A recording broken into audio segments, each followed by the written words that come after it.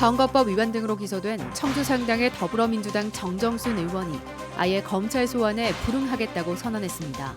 국회 체포동의안 처리가 불가피해졌습니다. 국내 최대 담수 면적을 자랑하는 충주호에 대규모 휴양단지 조성이 추진됩니다. 일단 충주시가 의지를 보이고 나섰는데 민자 유치가 관건입니다. 지난해 군소음 보상법 제정 이후 피해 보상을 위한 국방부 주도의 소음 측정이 충북에서 처음 시작됐습니다. 여러분 안녕하십니까? 계속해서 충북 지역 뉴스입니다. 청주상당 정정순 의원이 징계에도 불수하겠다는 당의 압박에도 불구하고 끝내 검찰 출석을 거부했습니다. 정 의원과 검찰 모두 상대방이 잘못했다며 공개적으로 공방까지 벌였는데 결국 21대 국회 들어 처음으로 국회의원 체포 동의안 표결이 초읽기에 들어갔습니다. 조미애 기자입니다. 민주당은 체포동의안 본회의 보고 전까지 검찰에 출두하지 않으면 징계도 불사하겠다며 강하게 압박했지만 정정순 의원은 거부했습니다. 오히려 입장문까지 발표하며 거듭 검찰을 맹비난했습니다. 확정되지도 않은 피의 사실을 언론에 흘려 피의자 방어권을 무력화시켰다. 정당한 이유 없이 출석 요구에 불응하지도 않았음에도 국회의원 불체포 특권 뒤에 숨어 있는 것처럼 비춰지도록 했다며 불편한 속내를 드러냈습니다. 그러면서 대한민국 동료 의원을 대신해 가보지 않은 길을 가고 있다. 의연하게 절차법을 따르겠다는 말로 체포동의안 국회 표결에 임하겠다는 뜻을 밝혔습니다. 검찰도 질세라 보도자료를 내고 즉각 반박했습니다. 청주지검은 관련 규정을 철저히 준수했고 확정되지 않은 피의 사실을 외부에 공표한 사실이 전혀 없다며 정 의원 주장은 전혀 근거가 없다고 밝혔습니다. 지역 여론도 정 의원에게 곱지 않은 상황. 충북참여자치시민연대는 캠프 관계자들이 이미 입건돼 재판이 진행되거나 기소된 상황에서 차일피일 검찰 조사를 미루는 것은 막장 정치라고 성명을 냈습니다. 초선이라고 믿기 어려운 정도의 꼼수 정치를 구사하고 있다. 피하고 모르쇠로 일관할 게 아니고 당당히 가서 검찰 조사를 받고. 민주당은 내일 정 의원 체포동의안이 국회에 보고되면 법 절차대로 오는 30일 원포인트 본회의를 열 예정이어서 21대 국회 첫 국회의원 체포 표결이 초읽기에 들어갔습니다. MBC 뉴스 조미입니다. 충주호의 대규모 리조트 휴양단지 조성 사업이 추진됩니다. 예상 사업비만 2천억 원 규모인데요. 사람 손이 거의 닿지 않은 청정지역이라 사업성이 있다는 게 충주시의 판단인데 건실한 민간 자본 유치가 성사될지 공모에 관심이 모아지고 있습니다. 정재영 기자입니다. 호수를 둘러싼 색색의 단풍 물결, 산림청이 인정한 산촌 생태마을과 사진 촬영 명소 악어섬 등 수려한 자연 환경을 자랑하는 충주시 살미면입니다. 입소문 덕에 찾는 관광객이 조금 늘긴 했지만 잠시 들렀다 가는 게 대부분이라 지역 경제에는 큰 도움이 되지 못합니다. 호수도 좋고 이렇게 보면 주변에 산도 좋고 그런데 사람들이 많이 알지는 못해요. 지나가다가 들리면 이렇게 좋은 동네가 있었어 그런 분들이 많아요. 충주시가 이곳 살미면과 목벌동 107만 4천여 제곱미터 부지에 리조트와 상가, 문화시설 등을 갖춘 대규모 관광 휴양지 조성을 추진합니다. 축구장 150개를 지을 수 있는 면적입니다. 제 뒤로 보이는 곳이 살미면 제후기의 사업 예정지인데요. 지금은 배를 타고 가야 하지만 사업이 확정되면 충주시가 차를 타고 건널 수 있는 320m 길이의 다리를 건설할 계획입니다. 다리와 도로 등 충주시가 담당할 기반시설 비용까지 포함해 전체 사업비는 약 2천억 원 정도입니다. 민간 자본이 대부분을 차지하는 만큼 재력이 뒷받침되는 사업자를 유치하는 게 관건입니다. 공모를 시작하기도 전에 투자 문의가 수차례 있을 정도로 사업성이 있다는 게 충주시의 설명. 충주시는 라이트월드 때와 달리 사유지를 포함한 전체 부지를 민간 사업자가 사들이도록 방침을 정했습니다.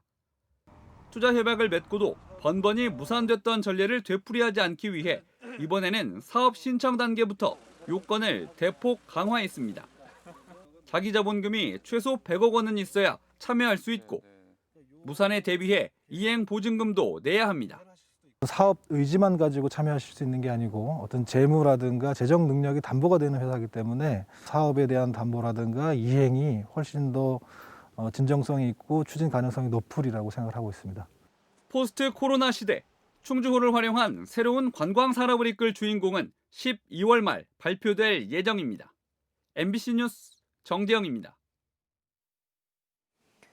충주 노원에 자리한 아침편지 문화재단의 대안학교 BDS가 캠퍼스 없는 혁신대학으로 유명한 미국의 미네르바 스쿨과 함께 중고교 교육과정을 개설합니다.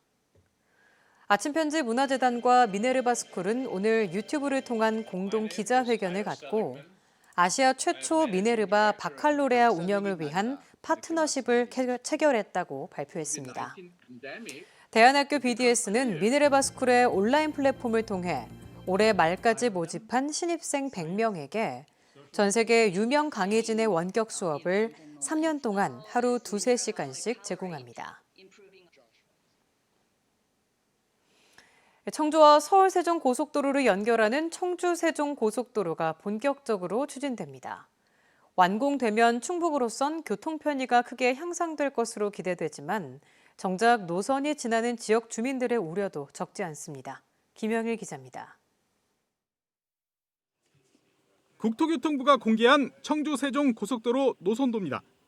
청주시 남이면에서 세종 연서면까지 청주 상주고속도로와 서울 세종고속도로 사이 19.2km 구간을 연결하게 됩니다. 시점부는 이제 서울 세종고속도로고 종점부는 이제 경부고속도로하고 만나기 때문에 이 동서축의 어떤 연결 노선으로서 지역 주민들이 이제 많은 혜택을 보실 수 있을 것 같습니다. 오는 2030년 완공되면 청주로선 경부와 중부 고속도로에 이어 서울과 연결되는 또 하나의 고속도로를 갖게 되는 겁니다. 설계 속도가 서울 세종 고속도로와 같은 최고 120km로 건설되고 청주 강내면에 나들목까지 설치되면 충북으로선 충남과 서해안 접근성도 높아질 것으로 기대됩니다. 수도권을 비롯한 전국하고 연결되는 도로망하고 연결이 되기 때문에 물류 비용이 절감이 돼가지고 지역 발전에 기여할 것으로 기대됩니다. 현재 검토 중인 2개 노선안 인근 주민들의 반발은 풀어야 할 과제입니다.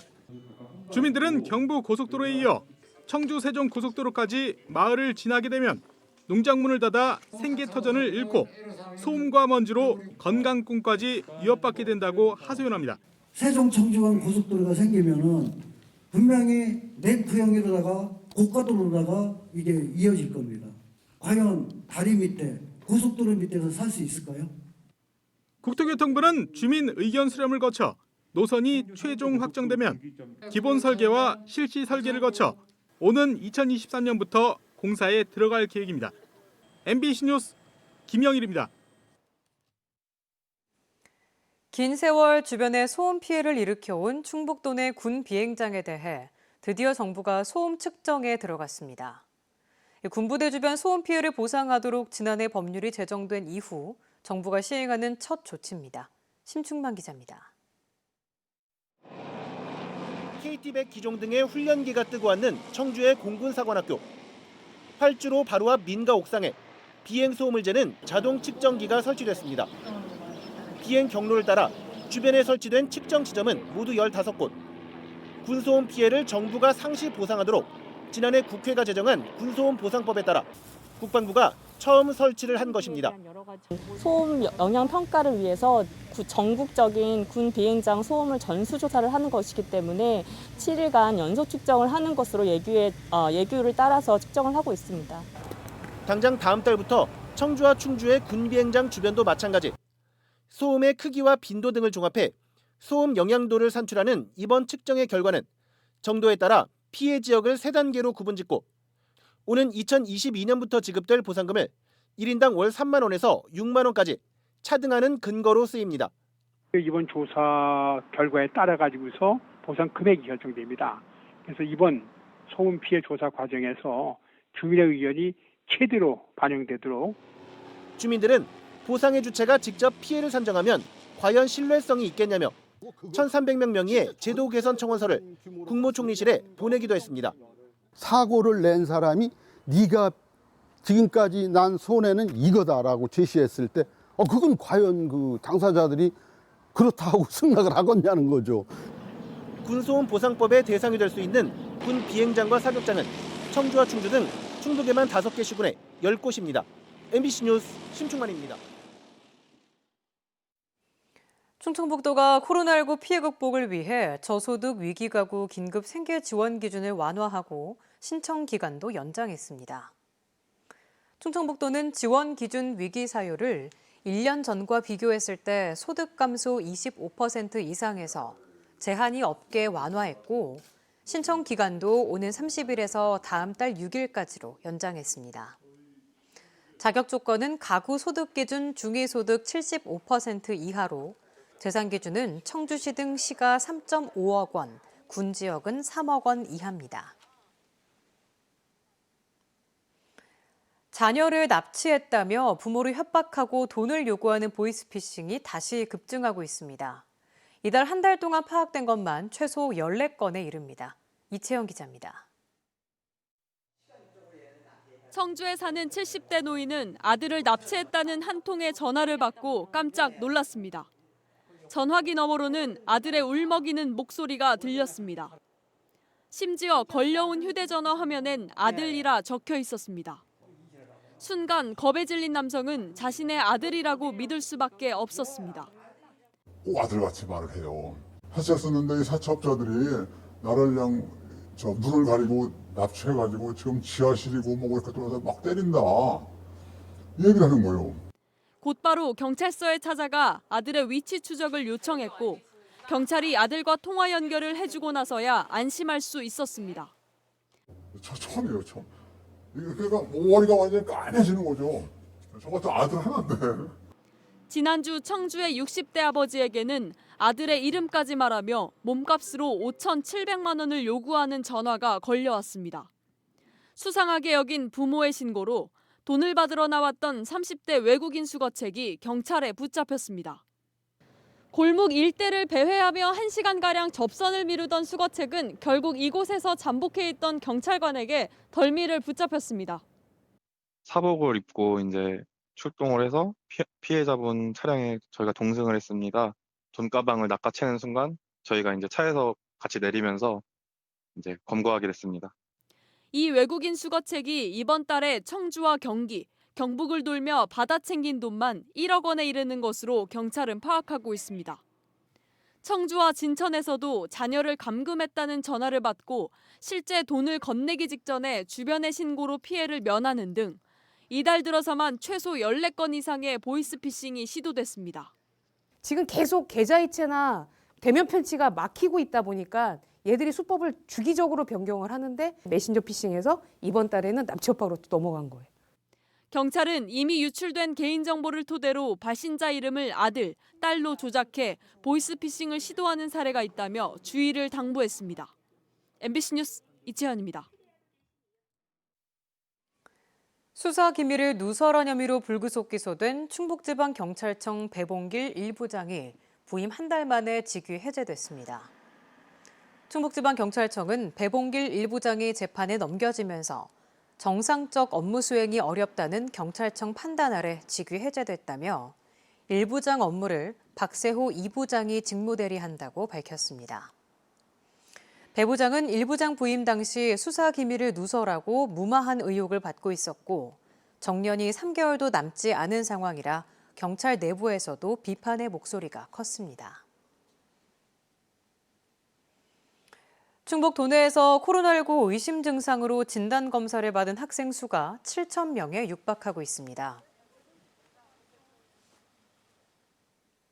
지금까지 충북 지역 뉴스였습니다. 고맙습니다.